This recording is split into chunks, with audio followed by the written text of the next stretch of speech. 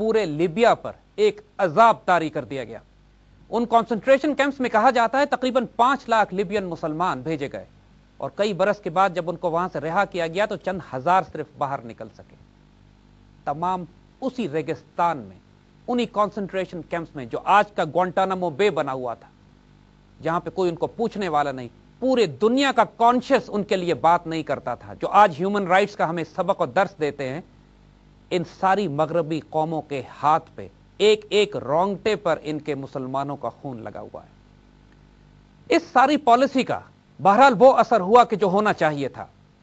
सीधी उमर की मुजाहमत को शदीद तकलीफ और नुकसान उठाने पड़ रहे थे कि जब ना मकामी आबादी थी, ना पीने का पानी था, ना खुराक थी, सप्लाईज के रास्ते मिस्र से बंद कर दिए गए थे।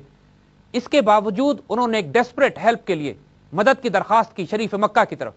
उस जमाने में मुसलमानों का रिवाज यही था कि हज के मौके पे चूंकि पूरी दुनिया से मुसलमान इकट्ठे होते थे तो आपस में नोट्स कंपेयर करके पॉलिसीज बनाई जाती थी।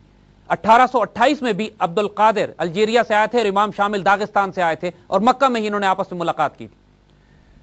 सीधी उमर की हालत, उनकी मुश्किलात, उनकी परेशानियां, उनकी दिक्कतें यहां मक्का में सबको मालूम थी और फैसला किया गया कि सीधी उमर की मदद के लिए कुछ करना चाहिए।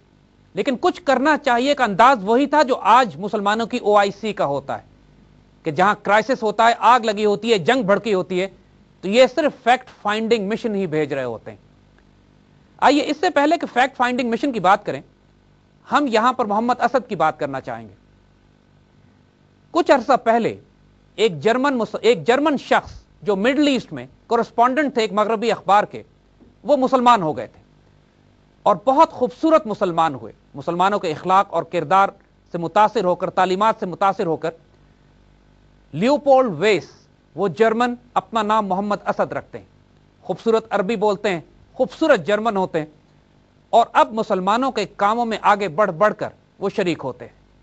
ये वही मोहम्मद असद हैं जो पाकिस्तान बनने के बाद पाकिस्तान भी तशरीफ लाए और लियाकत अली खान ने इनको पाकिस्तान का नुमाइंदा बनाकर यूनाइटेड नेशंस में भी भेजा था।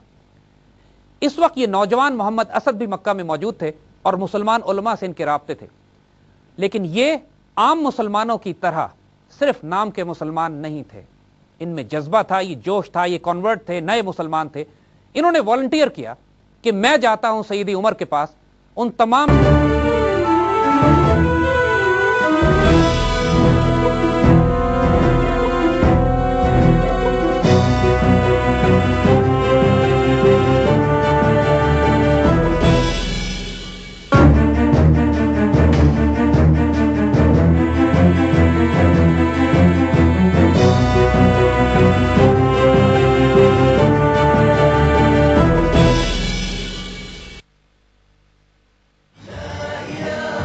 हदीस नबवी सल्लल्लाहु अलैहि वसल्लम, रोज़ेदार की दुआ कबूल की जाती है।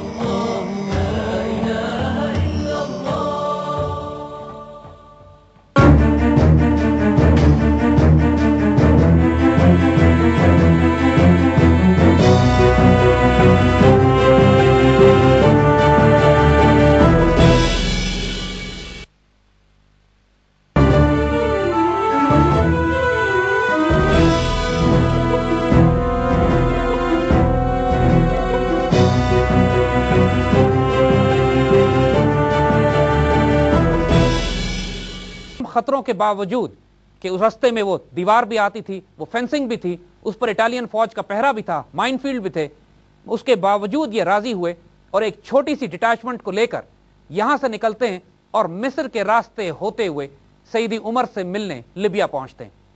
इस पूरे वाक़े का, इस पूरी सफर की खूबसूरत दास्तान उन्होंने अपनी किताब रोड टू मक्का में लिखी है। मोहम्मद असद एक छोटे से मुसलमान ग्रुप और अपने गाइड्स के साथ मिस्र की सरहद से वायर कटर्स के साथ उस फेंस को काटते हैं, माइन फील्ड्स में से गुजरते हुए और इटालियन आर्मर्ड कार्स को डॉज देते हुए डेजर्ट में जाके सईदी उमर मुख्तार से मुलाकात करते हैं। वो एक अजीब और गरीब रूहानी तजुर्बा होता है इनके लिए और मुजाहिदीन के बारे में फर्स्ट हैंड इंफॉर्मेशन हासिल करके ये उसी खतरनाक रास्ते से वापस आते हैं और रास्ते में इनकी झड़प भी होती है। मगर जब ये सारे फैक्ट फाइंडिंग मिशन के साथ दोबारा उलमा के पास वापस मक्का पहुंचते हैं और फिर एक प्लान बनाने की कोशिश की जाती है कि सीधी उमर की मदद किस तरह की जाए, तो इत्तला आती है कि सैयद उमर मुख्तार گرفتار کر لیے جاتے ہیں۔ اب مجاہدین کی حالت بہت زیادہ نازک ہو چکی تھی لیبیا میں۔ بالآخر ایک وقت ایسا آتا ہے کہ سیدی عمر مختار اور ان کے مجاہدین کی چھوٹی سی ڈٹیچمنٹ کو اٹالینز ایمبوش کر لیتے ہیں۔